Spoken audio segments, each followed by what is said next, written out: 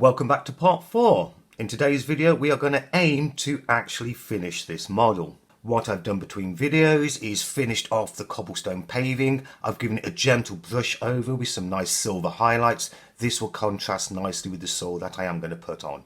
The first thing we're going to do today is add some nice grass effects. Let's just move this out of the way and bring on some of the grass. What we're aiming for is something that looks like this. This can be achieved simply by cutting up an old paintbrush. What I've got here is a piece of the old foam board. I've put some holes in here because this is where we're actually going to set the bits of paintbrush in here. That will really help it to dry before we actually paint it. So the first thing you do, get your paintbrush and kind of just take off a piece of it. I've used tuff brushes, nail brushes. You can use all sorts of things here, even the old makeup brushes. The actual brush themselves, if it's quite thick, it's going to give quite a hardened grasp, but things like the makeup brushes, they're quite soft and delicate. So once you've actually got a piece of the brush, you get some glue, drop it in the hole, and again this is just to set it, and then very carefully put these in the hole. But it's okay if it's rough, because obviously grass is supposed to be kind of like bendy and broken as the wind, or it's had trample marks. If it doesn't quite fit in, get the ultimate barbecue skewer and push it in. As I said, these are so useful for so many things. And same again, take another piece. I'll just finish this one off. I think I'm going to have quite a lot on this one, give it quite a good effect. And again, try and get it in the holes. As I said, you know, it's going to be quite messy, and you just simply let it dry. Once it's dry, what you can do then is get kind of two contrasting paints. I'm using a very nice green and quite a bright yellow here. And then you gently give it an initial coat of green and then pick up the highlights with the yellow. You can use different colours, bits of browns. Again, it depends on what sort of effect you want to have on the grass. Now, when you've done that a million times, you then have enough grass to play with, or even make a small football pitch. Right, we're going to put some of this on the model. Hopefully you can actually see this on the video where the grass has come up really well. I'm going to aim to put the first piece in the corner there. And again, you know, the reason why I make these sort of little templates is it's easy to paint, it's easy for them to set, and then you can just break them off. So I'm just going to like remove the old bits of foam board here, and hopefully if you can get it right, you just squash it. You've kind of got then like obviously the bit of grass that's all been glued in. Now let's try and aim to get this one into the corner. So again, take your trusty barbecue skewer. I'm going to make a small hole here. It doesn't matter if it's a bit too big for the grass, but the main thing is to at least, it gives us a place where we can actually place it. I add just a small bit of glue to seal it. And again, it doesn't matter if the glue goes over, because we are going to cover this with a really nice soil. And then we're going to aim, it's going to be a bit fiddly. I don't know why I've actually chosen the most difficult place on the map, or on the actual model, to place this. And then we're going to try and put it in. Hopefully what you can see now, I've had a couple of pieces of grass into this corner. It adds extra texture and obviously depth to this particular area as well. I'm going to add a few more and then I'll be right back. Right, that's all finished. I've also picked out some of the grass with some extra highlights. Hopefully you can see this. Some scattered around this side of the model as well. On the side, again, pulling out some depth here. And then on the back, quite a lot. Hopefully you can see this sort of area here. I've also added like a broken cog, embedded that into the rocks as well for some more depth and texture. The next bit I'm going to add is a bit of the broken wall here. So let's take this, let's just take this away.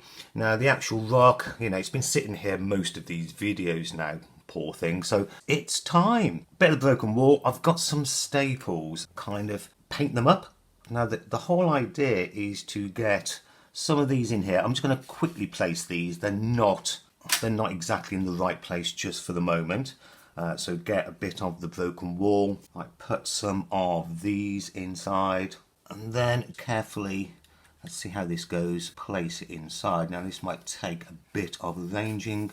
Let's have a look. Pick it out like these reinforced I don't know, this reinforced steel that a lot of concrete has. Let's put that one in as well. Again, adds a bit of dynamic to this. You can see something has happened to it. Obviously it's broken off.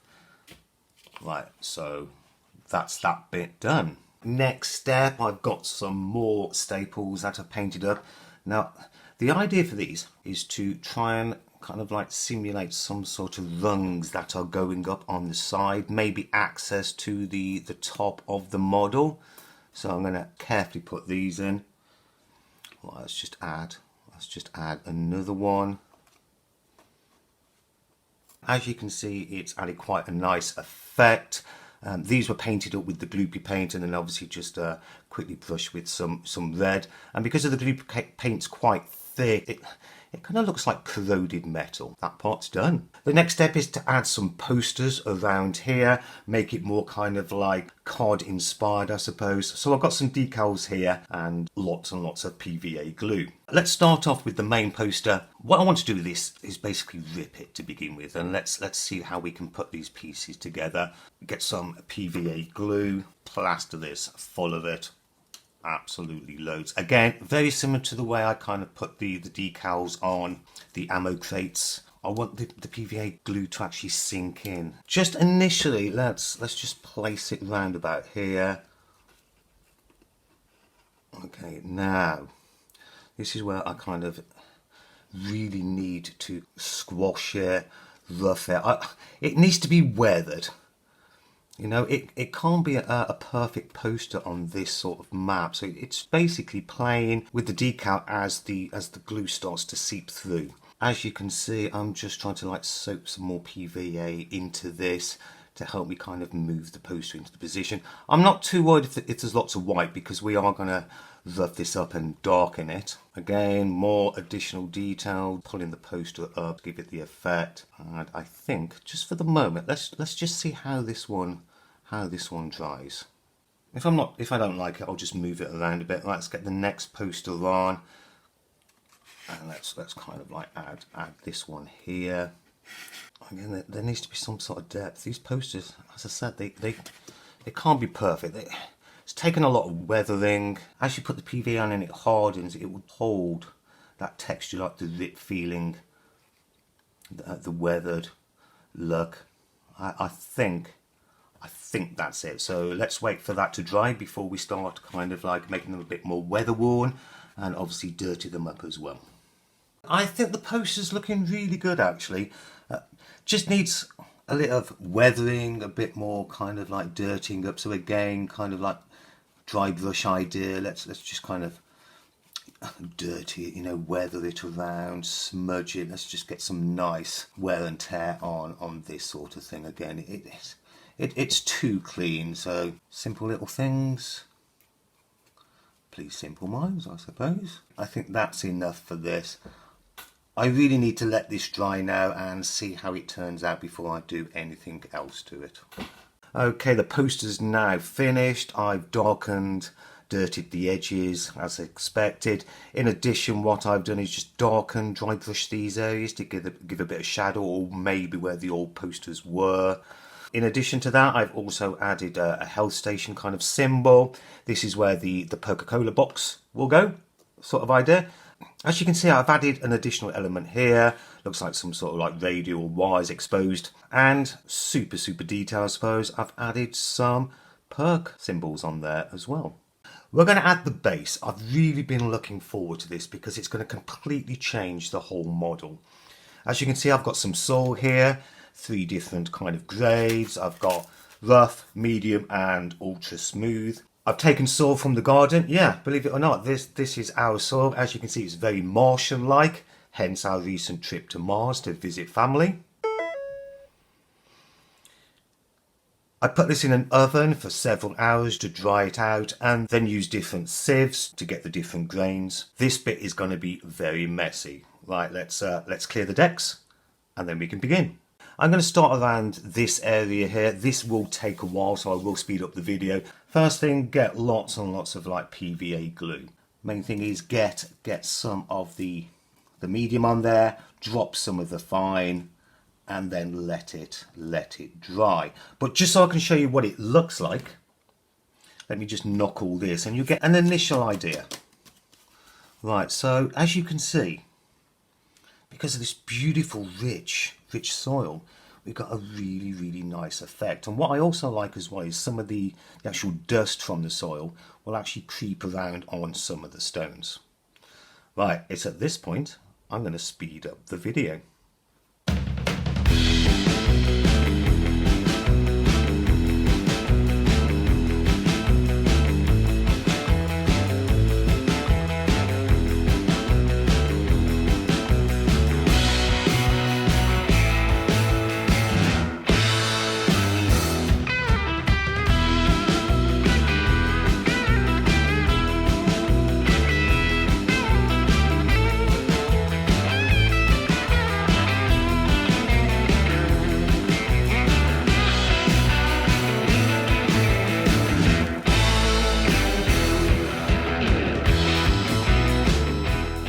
As you can see, this has changed dramatically. You know, that beautiful soil, you know, it's really picked out the detail of the stones, the grass, and obviously the cobble work now. It's added another dimension to it. I need to leave that to dry for a couple of hours, so we'll get back to it very soon. Okay, this is now dry. What I do like, because of the PVA, it's actually left some dark marks here, which really look cool, pots of shadow or obviously damp soil. Final thing I'm going to add to this now is barbed wire. The barbed wire can be made from various springs. As you can see, I've just got a couple here. What I've done already is kind of bent this one, pulled it into shape, put some rough elements of gloopy paint on there, as well as some red paint just to indicate some type of rust, but mainly I want it kept silver, nice and clean. So what you do is you just take one of these, pull it into shape a little bit. The idea is to kind of like put them together to create some sort of barbed wire effect. Putting these on is not as easy as it looks. You know, springs, well, they're springs, and they kind of do what springs do, which is technically spring. I've broken them up into kind of like 3 pieces, so let's see if we can begin by putting, say, like some supporting posts in here. Now this, they could fly out absolutely anywhere. Let's just put a couple of these in, see what happens. Right, good luck. Let's take the first one and see if we can kind of just like wrap it around a bit. We may have to make a small loop in this, just so we can actually hold it around the initial post. Right, I've added the loop. Let's just see if that is going to help. Not too bad, not too bad. Right, let's try stretching these things out just a little bit. Right, let's just put one in there to support. Okay, the first one's in there. Let's attempt the second one. Let's kind of spread that one out a bit more. Now this time we can put like a additional post down here, just to hold this one into place. Yeah, they're going to spring at some point. Let's be super clever. Let's see if we can get a third one on here. I'm going to pull this one out a little bit more. Again, it's adding, it might be overkill. I don't know if I need the third one, but let's see. I'll show you what it looks like, and then I think I'm going to need to tidy this up and get the barbed wire secure, but at least you can see kind of the initial idea. Right, that's better secured now. I've also added some spiky posts, obviously to stop the zombie hordes just like coming through. Makes it a little bit more difficult for them. I'm going to kind of zoom this in on the cam. Let's see if you can have a look at it. This is kind of the area we've been working on. As you can see, there's a lot more posts. The wire looks pretty cool actually, with loads of like bits hanging over. Hopefully that is a suitable line of defense. Just adding the final touches. I'm using the coarse dirt here, and as you can see, there's loads and loads of like little stones from out of the garden, so I'm just adding these into random places. Again, more texture, more depth, and a little bit more organic. Okay, I think this is going to be the last stone.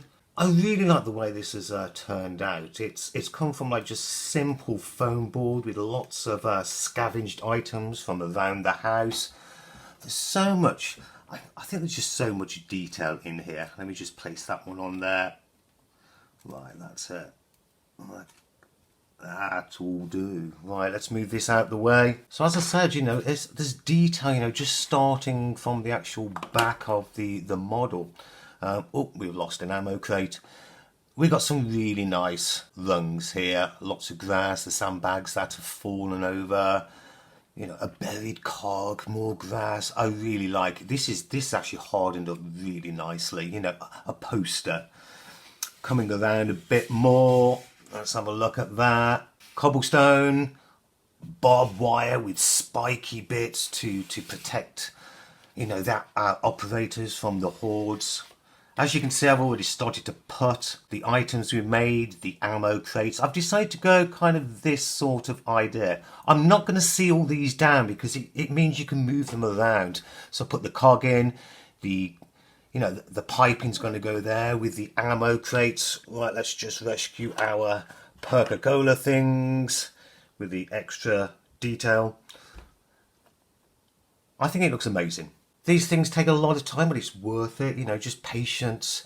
Add the extra stone effects. They're still a bit wet. You can see some of the PVA glue, but that won't take long. Nearly there. Just a couple more things to do. That's the model. Right, let's bring on the operators. We've got a couple here. We've got some steps that I made earlier. And we've got the zombie horde. Well, actually, just 3 of them. That's a bit anticlimactic considering the build-up over the last few videos. But there you go. Let's have a bit of fun. Enjoy.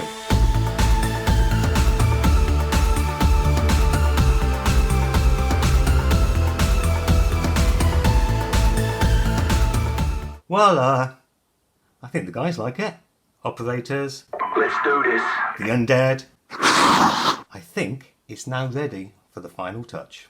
Well, there you go. Everything seems to be in place. The scene is set. The zombie horde of 3 is coming round the corner. Operators are kind of backed into this kind of dead-end situation. One of them's managed to get over the barbed wire. Obviously didn't put enough spikes in there.